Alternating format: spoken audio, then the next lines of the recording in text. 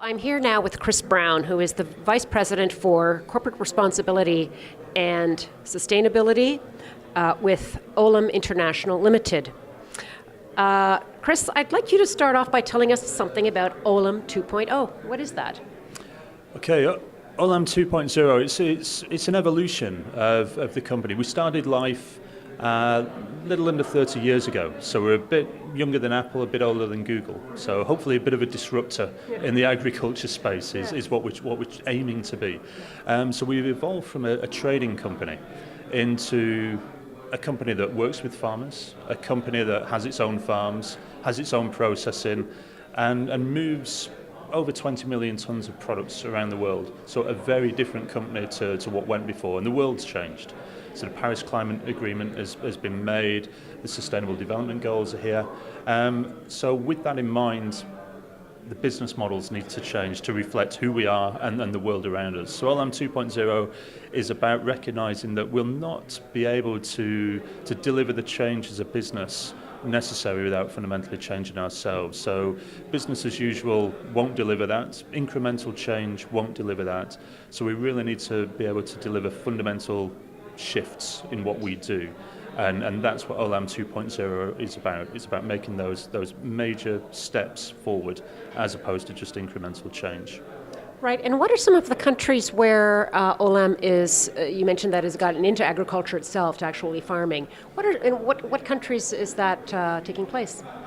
We're active in most countries around the world, actually. We're operating in excess of 70 countries, about half of those where we've actually got boots on the ground, working on the land, like I say, with farmers, our own farms and plantations. So it could be through North America, so out in California with almonds. It could be down through South America, Brazil as an example, all through the continent of Africa, so West, Southeast Africa, North Africa and Egypt, down through Australia, India, Southeast Asia, the list goes on. Right. So we're very active in pretty much most countries around the world where agriculture exists. Right, and so that's actually a good way for us to sort of talk a little bit about the role of agriculture in reforestation. You mentioned many of these countries that have got deforestation problems. So maybe you could tell us a little bit about how Olam sees the role of agriculture in reforestation. Okay, just jumping back to Olam 2.0, one of the other things that we've had to do as part of that development is really ask ourselves, what does a landscape look like? What is our role in the landscape? If we're going to try and effect that change, then we need to understand who we are and what we're doing, what we're part of, who's around us. So we've launched something called the Olam Living Landscape Policy, and that is, it's our approach to define what a landscape is, and to say what it is and how it is we're going to work within that landscape. So we want to deliver thriving communities. We want to be able to be part of regenerating the living world, so maintaining or restoring the land. And we also want to drive economically viable farms and farming systems. So those three combined allow us to again effect change within that landscape.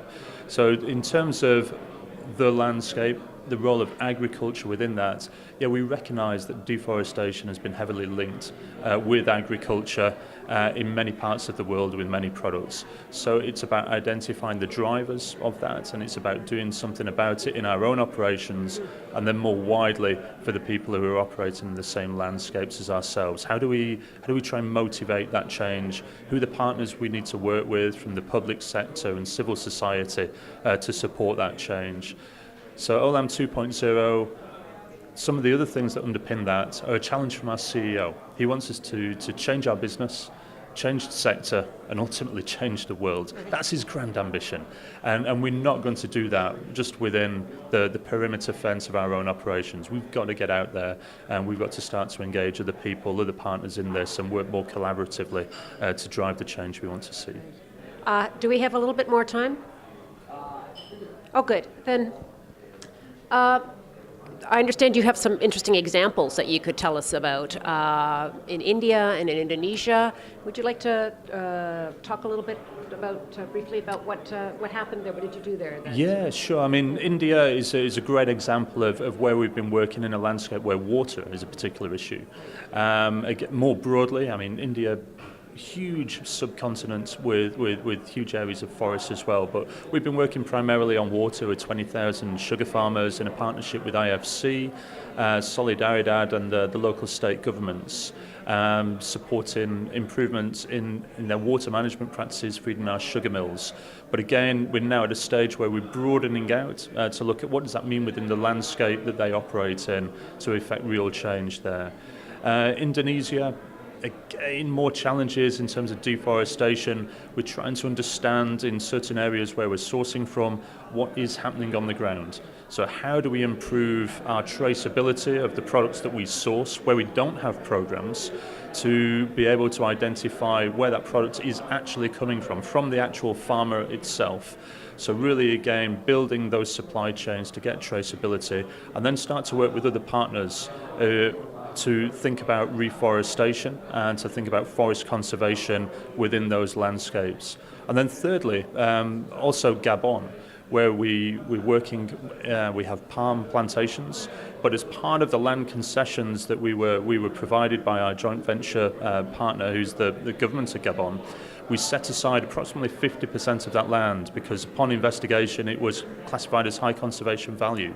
So rather than clearing that land, as quite often been associated with palm, Olam has set aside that land and is maintaining that land going forward and building wildlife corridors as an example into that to really add value into that natural capital.